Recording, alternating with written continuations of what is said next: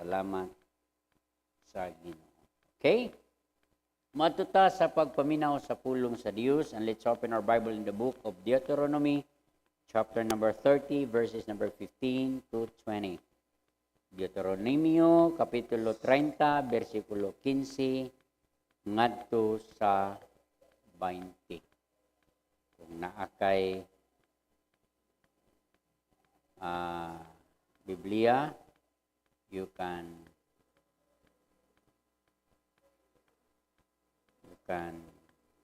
open it and you can read with it and you can read with us. Amen. Okay, Nana? Okay, Dara. Chapter number 30, verses number 15 to 20. Okay, let's read that verses responsibly. Puli-pulihan na to. Anak kita may amen. Okay, let's read it as loud as we can. Puli-puli ta. See, I have set before thee this day life and good, and death and evil.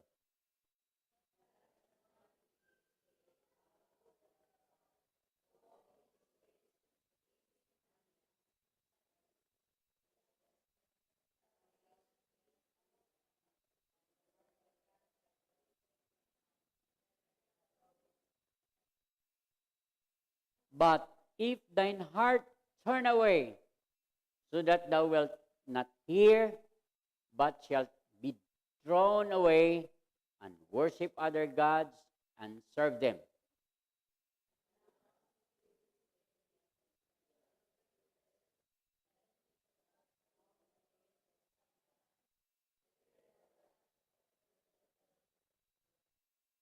Verse number 19, I call heaven and earth to record this day against you, that I have set before you life and death, blessing and cursing.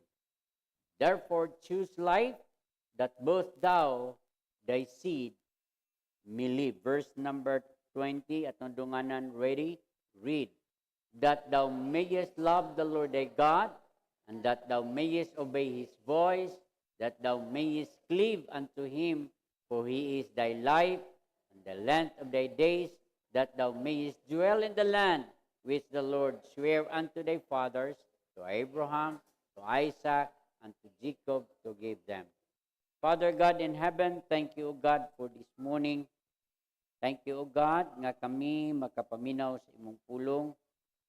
Kabangi kami, Ginoo. Tagay kami sa kaalam ug kahibalo. Puna kami sa balang espiritu, nga ang imong pulong amo karong masabtan, ang imong pulong amo karong makinabuhi. Nasayod kami, Amahan, nga wala gid mi mahimo kung wala ikaw.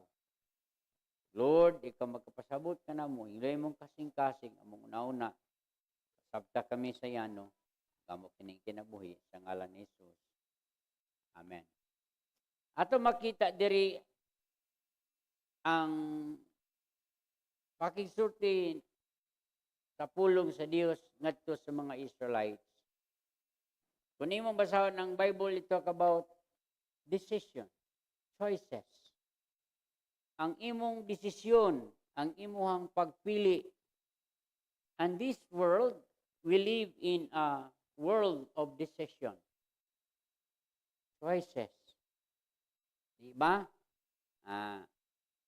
Siguro, ang uban na to, we're going to choose something for us. Kanang unsay ato kanon. Diba? No? Pilita na. Atong suuton. Pilita na ko atong suuton. It's a minor. But there are decisions that are going to decide and choose. Kung nangingon ang Ginoo diha, you are going to choose to serve God or serve evil. You are going to decide to have blessings or curse. And it's a decision. O mga igulo, migala igsuon, one day that we decided that we will receive the Lord Jesus Christ. And we receive it. Amen? Usa ka panahon nga atong gidawat na Ginoo, we decided it. Nga atong dawaton si Ginoong Kristo, nga atong bugtong og personal nga manluwas. And it's a choice. Dili mapugos nimo ang kaluwasan because salvation is a gift and it is a decision to make. Og salamat nga ikaw nihimo niya na. When you decided it, you choose to receive the Lord Jesus Christ, and then you have it. Kaya nga ng pulong sa Diyos, but as many as receive Him, to them give you power to become the sons of God. And that's the biggest decision that you did in your life. Pinakadako na, nga naman, you are deciding your eternity. Amen? O salamat sa Ginoo, naangkon nimo ang kaluwasan, moadto ka sa langit. Bible gasulti niya na. Pero kung wala nimo dawata ang Ginoo, when you did not decide it, then you have, and you do not have the salvation. Wala nimo ang kaluwasan. Muna nga, sige na ko ning isulti, kung magsulwining ko, nganong naay mo atong impierno, kay naay dili mo dawat. Naay mo atong langit, kay naay mo dawat. Amen? Unya ang kalibutan karon mga igsoon, musugot ta og sa dili, mas bugat ang kalibutan pagdesisyon og sayon paghimo nini kaysa pagdesisyon nga iya sa Ginoo. Kay kung we think about God, mingon ka, daghan kay gidili ani. Kamantay mo?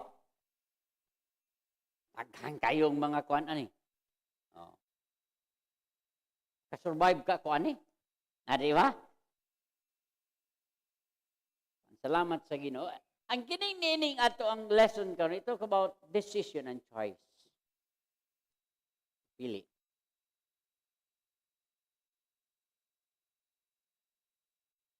Nagsulti diha ang pulong sa Dios, life, death, blessing, curse. So, asa man ka. So, karon mga igsoon, in chapter number 30, is part of Moses' farewell speech to the nation of Israel. Ang kaning kapitulo 30, parte ni Moses, nga murag farewell niya tungod kay mamatay naman siya at this time. Then, so he knew that he would soon to die. And in fact, he does die just 4 chapters later in chapter number 34. So Moses, with some of his last words to the nation of Israel, explains to that people that there is a choice for them to make. Nga adunay desisyon nga ilang paggabuhaton. And verse number 15 tells us that there is choice between life and death, good and evil. And verse number 19 tells us that there is a choice between life and death, blessing and curse. Amen? Akong giingon ka ganina, ning pili ta sa pagdawat kang Ginoong Jesucristo, sa diyang nimpili ka, nahimo kang anak sa Ginoo, og nahimo kang luwas. Og bear it in your mind, digalag igsoon, God did not made us robots. We are going to decide. We are going to choose. Kapantay mo ang robot, dili na siya makapili. Dito mi sa Manila, na ay Robotech dito nga imong anay. Hi, bingo siya, hi. Robotech, kanang, kuano ka na ba ng iro nga, dito na ko nakita nga, tinuod gid ay na.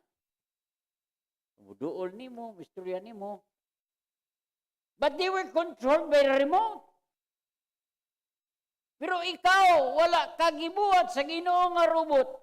You have to decide. Amen? So, salamat. In Joshua chapter number 24, Joshua is the most bold that Moses was. Parehas, the man who took over from Moses, when he died, is now getting ready to die himself. And basically tells the people the same thing that Moses had told the people in verse number 15 of Joshua chapter number 24, he says, ingon siya, choose you this day whom you will serve, whether the God of the fathers that you were served on the other side of the flood, or the gods of the Amorites in whose land you dwell. But as for me and my house, we will serve the Lord. Mura ang gisulti ni Moses ug ni Joshua. At the same place. Kung sa ang pagplano sa Ginoo ngadto kang Joshua and kang Moses. So, mga igsoon timanikan mo. Timan-an na to ni. It is a matter of choice. Okay? So let's look at some choices the nation of Israel had to make. And then we will apply it to our lives. I-apply ni nato sa nung kagalingon. Okay, ang mga butang nga gipili ni Moses o sa mga Israelites. Okay, number one, first of all, they had to choose who they would serve. Magpili sila kung kinsa ilahang alagaron. In verse number 16, Moses commands to the people to love God, walk in His ways, and keep His commandments, statutes, and judgments. God commands it, Moses commands it, and later Joshua would command it, for the people would have a choice. In verse number 16, 17, he starts off with the word, but, to the contrary, but if thine heart torn away. So, you see that Moses saying here was the choice they would make. Who they would serve was a hard decision. Kinsa inyong alagaron. And it is a hard decision. Mga igsoon, dili nimo ni mapugos. Kaya ang tao pwede nimo mapugos. Wala buhat na. Pero they are not doing it coming from their hearts. And it would not be effective. Dili na epektibo. Tanawa na kung ikaw mo trabaho, kung wala ang imong kasing-kasing, walay maayong resulta. Kinsa man inyong alagaron? Kining Dios nga tinuod o kining mga Dios-Dios? Agad na ba kayong Dios-Dios? Amen? It's not just talking about images. No! Dili kay mga imahen kung dili ang mga butang nga nakapababag nimo sa imong pagpangalagan sa Ginoo. Gods na sila. Anything, idols, anything nga nakapababag sa imong pagpangalagan sa Ginoo, mauna ang mga Ginoo nga imong gipili.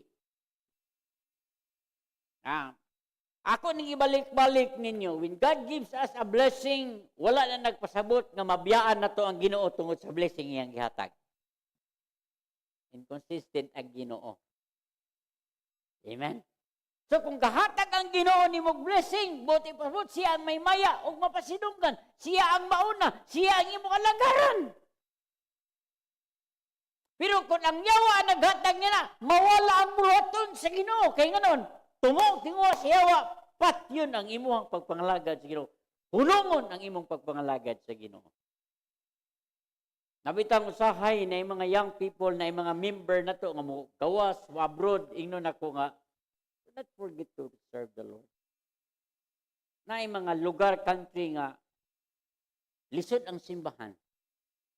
Pero salamat sa access karon sa ato ang internet, that we can have some live preaching. Amen? Kauna, wala na.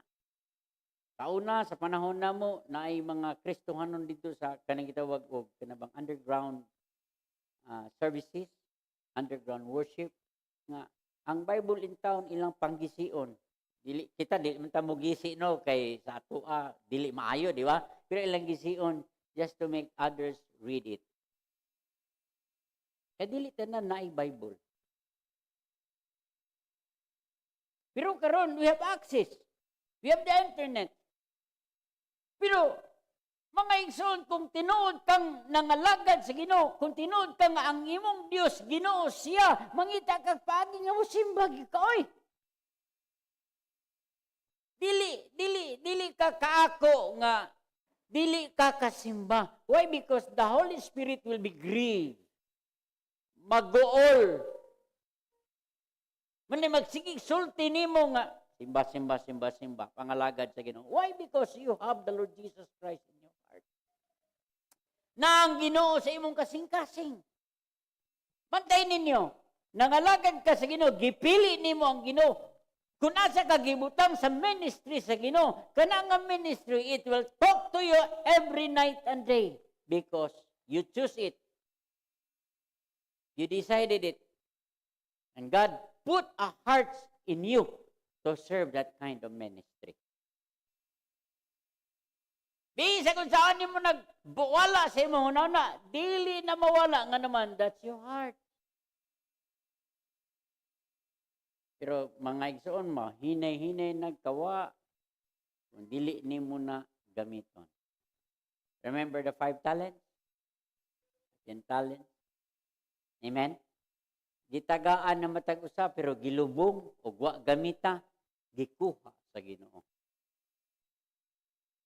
And it is a waste. Sayang. Ako ning gibalik niyo istorya, one of my classmates sa Bible College, istorya siya nako. Ni-eskwela sa Bible College when she was at young age. Pag-eskwela niya first year, ning uli sila na backslide. Pag backslide, wala na ni balik sa Bible school. Yung balik at that time sa Amua, 1980s. Idara na siya, graduate na siya sa education. Pero siya, wala ko nawala ang Ginoo niya, pag-exultive, kanang pag-eskwela sa Bible. Balik siya, idara na. Kaya na ako nag-graduate na go din, pag-graduate na professional. Isulti siya na mo, the time of our testimony, yun siya nga, ako ni backslide ko, ning biya ko sa Ginoo. Itawag ko sa Ginoo sa ministry, pero ning biya ko, ni eskwela ta ko Bible school, pero ni hunong ko. Karon ning balik ko. Mao ni ang istorya sa akong kinabuhi. Pag backslide niya, singer man siya, may kay sa tingog. Ay, Diyos kay sa tingog yun. Nindot yun kay sa tingog. Pag backslide niya, niya sa Manila, mukanta siya og mga 5-star hotel. Bayran man siya. Sige siya kanta. Kada gabi may man siya tingog. Pero wala ang pakigsulti sa Ginoo siyang kasing-kasing hunahuna ang bluhaton. So, sugod siya og biya sa Ginoo. Kanta siya bar. Mamana gyud kaya kan mga casino, di ba? Kaya naman ay mga kanta may siya tingog mild man siya. Dayon inom, ano na yung mga bisyo. Babae na siya. Pero nabot sa panahon, pagmata niya mga igso, nawa iyang tingog. Napagaw siya. Nawa iyang tingog. Di na siya kakanta. Then the Lord reminded her to her commitment to the Lord. So, nirepent siya. Kaya kabaw man siya nga naang Ginoo. Kabaw man siya nga kanunay nag-istorya ang Ginoo. Ato pabuti pasabot, nagid siya Ginoo. Amen? Save gid siya. Ngayon sa Lord, kubalik ko. Ayuha ko. So, nimbalik siya sa Ginoo, going back to his own place sa Bukidnon. Nimbalik siya. Pagbalik niya dito, start to serve the Lord. Balik po siya simba. Mga tao na tingala kay from Manila. Sa Luzon siya. Balik siya. Then, ang Ginoo nagbalik siyang tingog, ning balik po siya special number sa simbahan. Until such time nga ning balik sa eskwela sa Bible school. Pag eskwela na mo sa Bible school, mao na to. Siya na mo kanta sa Bible school, mga kanta nga mga nindot guys nga tanan. And so I'm so happy, I'm fulfilling in my life that I'm now in the will of God. Nakita mi, last time na mo nakita, niya siya sa ministry, sa singing ministry.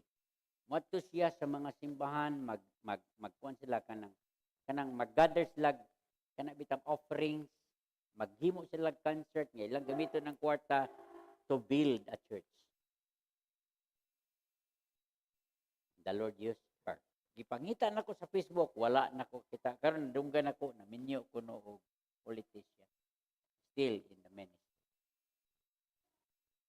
Taas man itong babae. Nindot po.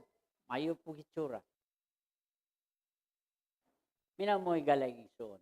Dili na to uwaton nga maguba sa nga atong kinabuhi, then mag-fix pa ta, then mapadayon sa pangalagad sa Ginoo. Amen? Nga naman, you have to decide. You have to choose.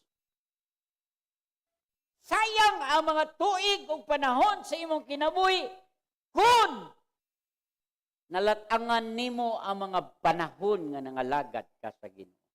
Ug nindot kayo nga mag-continue ka nga mga lagad sa Ginoo. And there's no time to backslide today. Wala na panahon nga mabackslide ka. Nga naman, hapit na mabalik ang Ginoo. Amen? Linog, gubat, unsa pa man. Sunog. Karon sa Pilipinas, nagkaking patay. Ang patyon sa adik-adik. Sa panahon ni Duterte, adik-adik may patyon. Bali na ron. Unya, ang patyon na ba karon kay pamilya? Kato lang gipatay sa Cebu, sa Naga, nga iyang gipatay yang asawa, ug duha niya ka anak, ang isa wa na napatay kay ni eskwela. Abi ni mo unsa to, drugs. Gi-interview, wala kuno siya kabalo nga gitigbas na niyang anak ug iyang asawa. Then namatay, nadakpan. Muto nahimo bitaw tong issue sa Facebook nga mas kato bitaw nga bata nga naglisod og hapit na kamatyon wala dawata sa ospital kay wala ikadawn. Pero naay kriminal, gipangitaan pagdugo sa ospital. Kabantay mo na, dahil ingon nga patya na na, oy. Dahil naging sa Facebook, naging nga patya na lang, sa pulos, ana. Hapit na mabalik ang Ginoo, amen? Nya, kung magstorya kang Ginoo karon, musulti kang Ginoo sa mga katawan karon, gambay na kayo porosento nga naimaminaw nimo. Mana nga igala igsuon, iman-an nato kinsa ang imong alagaron. And it is a heart decision.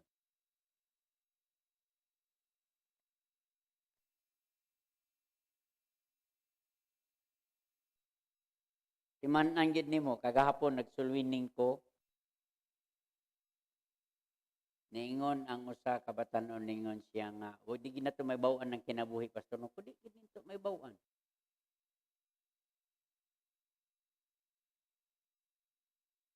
Luwinin ako tibuok pamilya. Nindot kay to kay ningon yang asawa yang, "Sili mo dili, minaw ta na pastor." Luwinin ako. Dawat sila sa Ginoo.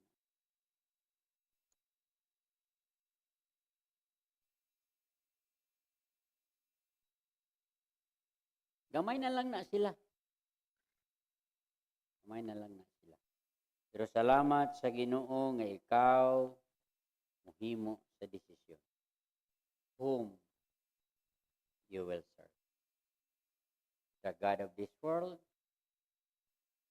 the God of the Father, of our Father. Amen. Number 2, they had to choose how they would live. Magpili sila unsaon nila pagkinabuhi. Tanawa ha. We've already talked about the fact that God expects obedience. Ibawag yung taana nga ang Ginoo nag-expect na to og obedience kanang pagkamasinugtanon. Kaya nga naman, naana sa atong kinaiya ang pagkatapulan, pagkakahig-ulo, dili maminaw, magbuot sa kaugalingon, dili maminaw sa Ginoo. Mabita ang Bible nagsulti, in the multitude of counselors, there is safety. Gahi na gani kay ta maminaw sa Bible, gahi gani ta maminaw sa minsay. Sige, tagwalihan, ani, di na ka masimba. Gahi! Then, happy tayo sa God challenge us to do the work, to do the ministry. Kapoy kay pastor. Disobedience. Nga, usahay ra ba ato ang kanang kunan na Ginoo kanang tawag na kondisyonan. Gilord, mangalagad ko nimo basta tagaan ko nimo ani. Gilord, mangalagad ko nimo basta mao ni. Uy, wala kay kagahom sa pagbuhat ana. Uy, Ginoo na, amen. So according to verse number 16, yun siya, blessed life involved a fruitful life, a multiplying procreation, bearing and raising children, becoming parents, grandparents, even great-grandparents. A blessed life involved a long life. Ang kinabuhi di ay nga gipanalanginan, taas di ay ni. Diba? Ingon ang Bible, kung musugot mo sa inyong ginikanan, mutaas ang inyong kinabuhi. Sa ato pa, ang pagkamatinumanon, ang pagkamasinugtanon, usan ni sa paagi nga mutaas ang atong kinabuhi. Ngano man ang mga tao sa una nga mga tao tagas magkinabuhi. Ang mga tao sa una dili na ikadaghanog isulti. Pag sulti sa mama magpapala, sugot na dito ulan ni pangutanaw ni bagulbol, pamunglay dong. Bunglay na. Hangton pagkahuman. Dili karon ingnon nimo nga panghugas og plato, unya na. Mabaho na lang ang hugasanan dito, di gyud manghugas. Kahi. Amen? Manglaba. Hangtod, ipanglabay na lang kay buling na kayo. Alit na lang taglain. Limpios balay. Gamay na kayo niya, nakadagang gamit ka sa balay. Daga na kayo rong kanang manilhig. Kanang robot bitaw nga manilhig. Itawag ka na. Nga padagandagan mo, palit unta ko na diri sa simbahan, kaya ron og naibulingon iyang kwaon. Kaya mabalik na po siya, wala na buling. Kaya madisturbo man ta kay, maayo kay mo tanaw buling man. Samta magwali ko, nung labay mo diha, iyang kwaon. Di nagid unta ta. Tinapula na. Nya karon anay hugasanan nga ibutang lang nimo plaster at pabutang ni pisliton mo makina na mo na pagkauman limpyo na. Na dito sa Amerika. Ipahil na nina pagkauman, pagkauman pisliton. Sabunan po niya pag magsabon. Primero iyang waswasan na tubig ininit, then pagkauman sabunan, then waswasan dahil tubig ininit, then waswasan dahil budnaw. Pag mo, ready to use na dayon. Nang laba dito, tak, piso, paghuman pa, uga na, pilo na lang nimo, mura nagpinalansa. Apuan na. Pero ginanglan yapok obedience, amen? Ginagmay na nun ng trabaho, pero kinanglan masuk. O salamat sa Ginoo nga, ang pagkamasinugtanon di ay muhatag og taas nga kinabuhi. Ang pagkamasinugtanon di ay muhatag ka na og success sa imong kinabuhi. So, a life of contentment. Kontento ka sa mabutang ngaan nimo. Dili ka magbagulbul. Dili ka magsigigyaw ya agamayaran ning kwartahoy, agamayaran ning uy. Salamat gani mo nga nakakaon mo, amen. Salamat gani mo nga buhi pa mo, dagko mo glawas. No, si Andrew sa una piti man ang gamaya. Karon piti nang dakua. Di na ko ka-imagine nga si Andrew din eh.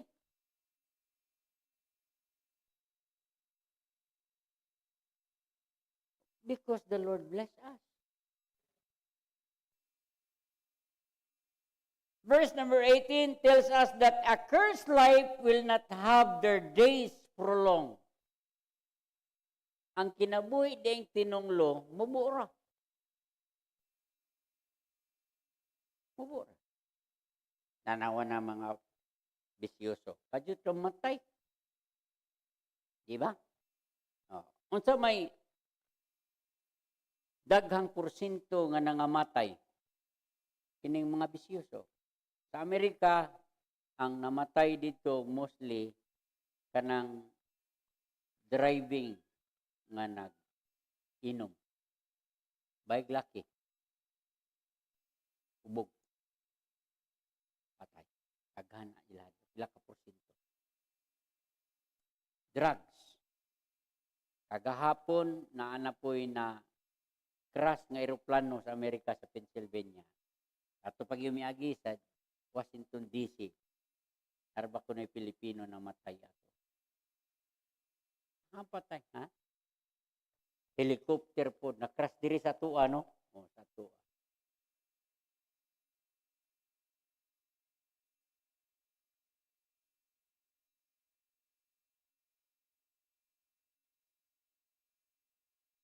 Cursed life.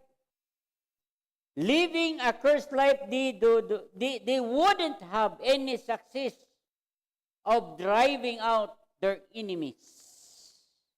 Basta magkinabuhi kang nonglo, ang imong kaaway, dili gina, mawala nimo, naaragin na kanunay mo. A living a cursed life, there would no future. Walay ugma. Nawa na mga taong nagkinabuhing dili Dios nun. Way ugma na. Dagag kwarta pero walay ugma. Dagag butang pero walay ugma. Wala!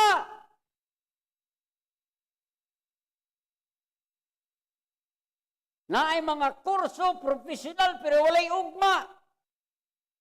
Lamata nga natay hope o atong hope na sa Ginoo. What to taglangit?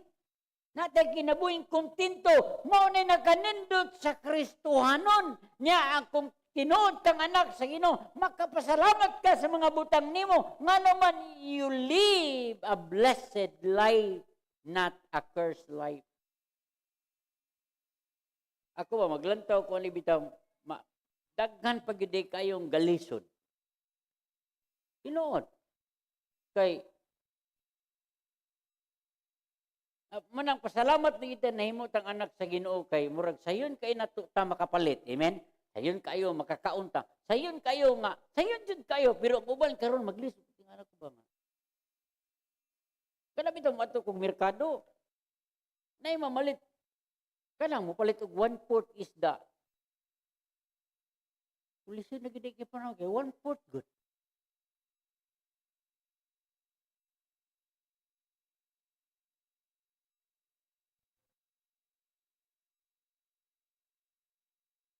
Magkaong ginagmay na kayo. Bisyo daghan kayo. Ayun kayo mo palit. Karon ang siyabong mahal kayo. Pero daghan kayo makapalit.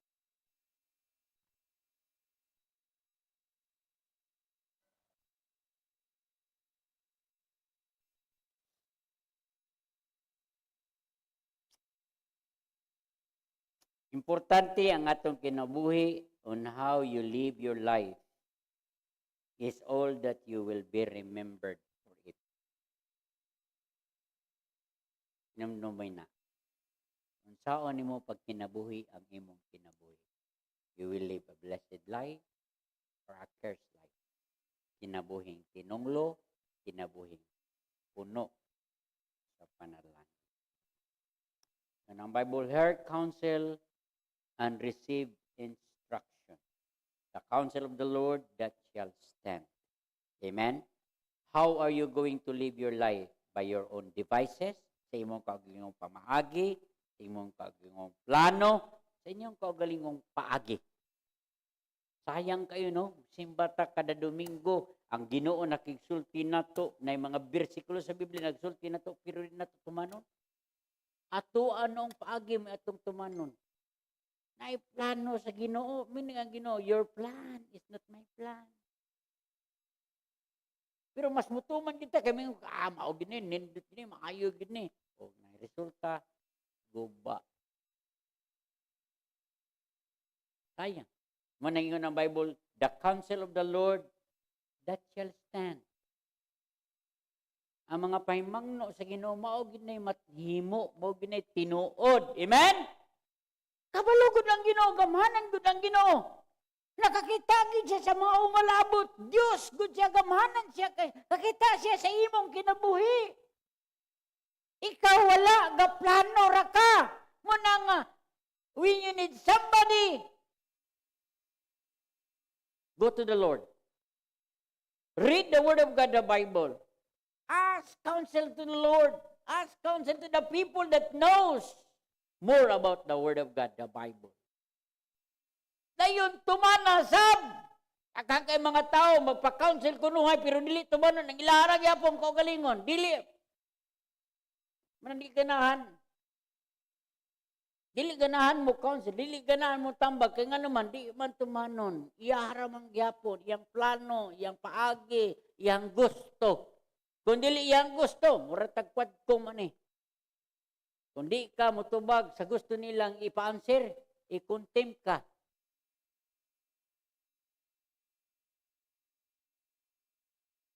Buti pasabot mga igsuon, maminaw ta sa Ginoo.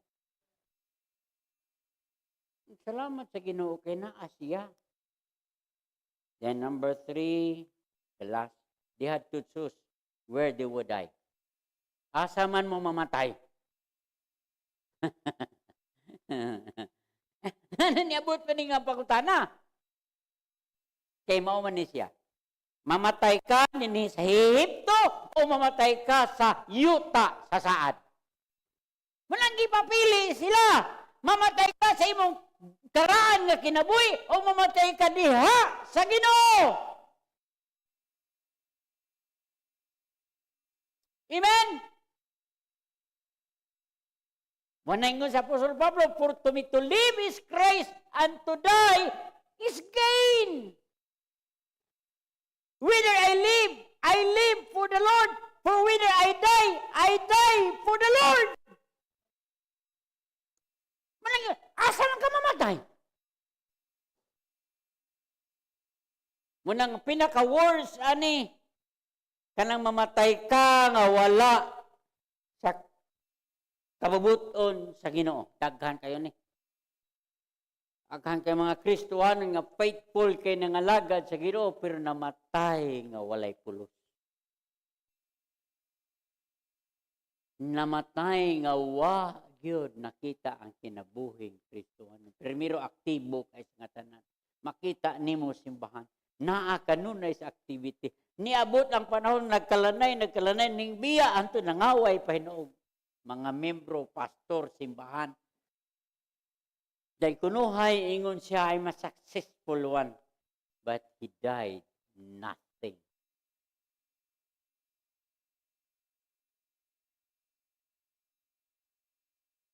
Manang mamatay ta, nagbilin o kung saman. Tawagan na? Ha? Nagbilin og maayo ngadto sa uban. Asa man ka mamatay? I'd rather die for the Lord. Muna mga apostoles, namatay sila tuod nga which is not a good death, but they died for the Lord. Dili maayo. Ay uban gipang pirito, tak-ang og dako kay kawa, then idibol gidritso glabay himo si charon. Ang uban gihiktan ang tiil wala og tuo, lain-laing kabayo, then gipadungan og dagan ng kabayo pika. Ang uban gilansang sa krus nga bali Apostol Pablo.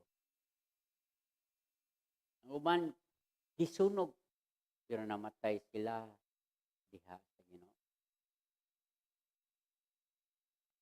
Mamatay tuod ning lawasa pero dili mapatay ang imong kalag. Amen. Tuwa sa Ginoo. Asa na ka mamatay? Sa Ginoo o sa imong kaugalingon? That you will die with a worse death and dying for the Lord. ate kasulti na nindot kay no kay namatay sila nga naagid sa Ginoo. Nya kanira bang mamatay ka na sa Ginoo lahi sa kamatayon sa walay Ginoo. Tanawa na mga naw sa mga tawo nga namatay nga walay Ginoo. Ang imo makita first impression na kadawa pa bal sa mara. Si Pastor Luna pagkamatay naaman jud ko wa pa bal sa mara. Lami ang iyang aura, iyang kamatayon. Si Junjun, wala ko kita pa si Junjun. Pastor Luna kay naadjud ko. Higda pa siya sa gamay nga higdaanan. Pero nakita po kong patay nga worse. Kapigit.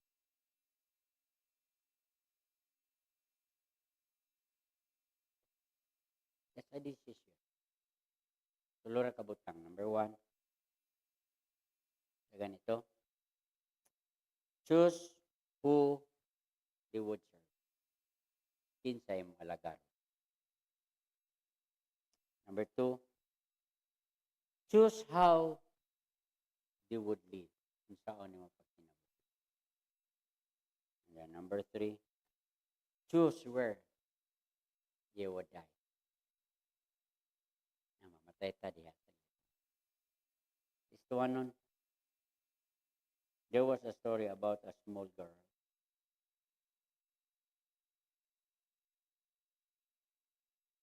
Na usa ka pamilya nga na anak nga bata nga babae. Ang inahan Kristohano nangalagad sa Ginoo. Sa tibok niya kasing-kasing. Ang amahan walay klaro, agnostic. So, he really didn't know what to think about God. Wala siya kabalo kung unsa gyud ang Ginoo silang panimalay. So, ang nahitabo, ang asawa, dadon niya yung anak ngadto sa simbahan. Nakasagara ro no, masave mga asawa gid no. Na di ba? Most likely babae gid. Then as the years went by, the daughter got older, nagkatigulang. One day she asked why she had to go to church. Nangutan siya, ano ba tumadyo kong simbahan? Nayato siya siyang papa, ginanyang, ano, mato ko sa simbahan pa. Ang papa mingon siya. So, ang iyang mama, mingon nga, ato ka sa simbahan, ato ta sa simbahan. Mingon ang mama, uyog ka na ko sa simbahan, or motukas mong papa nga di matog simbahan. Pagkatigo, dako-dako na niya, pagkaidara na niya, she lives her own life. Gipili niya ang gipili siyang amahan. Kaya mo ginakasagara, no? Mas nindot man yun dili iyas Ginoo, no? Lami ba? Lami. Kaya kapoy mo simbaw, lingkod. No, minos, pulos Ginoo niya, maigo pa ta. Ari na lang taaning happy life. Di, kawas-kawas, suri-suri, ligo-ligo. No? Mas priority ang kaligo, mas priority ang party, Domingo, di ba? Kabantay mo? Nya andaman padaan ang kanabitang party, andaman nimo sinina, nya abangan pa nimo nilang bitoy. Pero simbahan, wala. Una pa man mamalansa alas 9 na.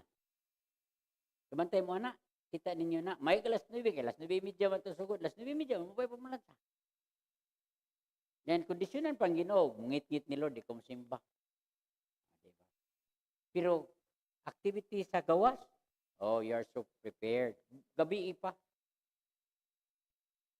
Amen? So, muna yung gihimo sa babae. Gipili niya ang pagpili sa iyang papa.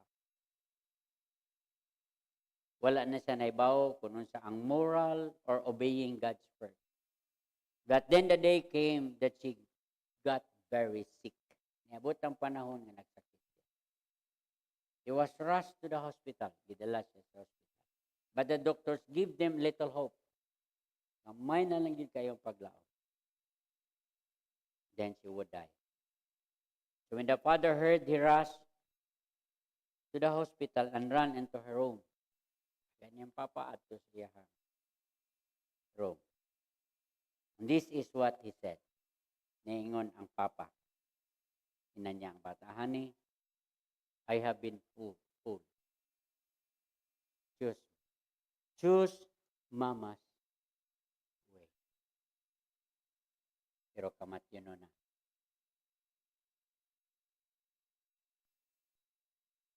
Amen. Mupili ta, tumoy na lang. Guba na ang kinabuhi. Wala ko gaingon ninyo nga everything is perfect. But it is safe in the Word of God. Masipti iha sa pulong sa Ginoo. Pastor are not perfect, but they would give you an advice according to the Word of God. We have our own decision, we have our own plan, but we are going to make it to the Word of God. Mas maayo ganyan na sa Bible. Amen? Mas safer na sa Bible. Kung wa sa Bible, ayaw na lang sa. Don't do it.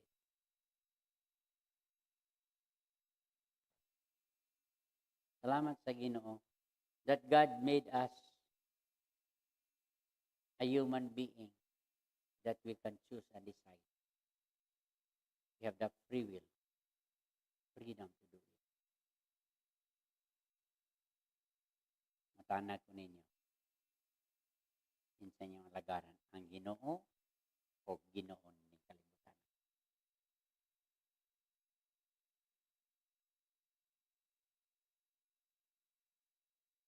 Asa man ka magkinabuhi? Sa bulahan o sa tinglong lo?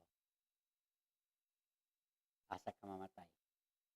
Mamatay sa Ginoo o sa kalibutan? It's your choice. You have to decide it. Among amahan nga langit nun, salamat kayo sa mensahe. Salamat sa imong pagkigsulti kanamo ug dalaygong ka Ginoo. Ikaw magahatag kanamo sa paagi nga kami makapili subay sa imong kabubuton. Thank you, God, for giving us the freedom and giving us your word as our guide when we make some decisions in our life. And we know, oh God, the safest way to decide is in your will. Panalangin mo mga anak, panalangin ang matagusa,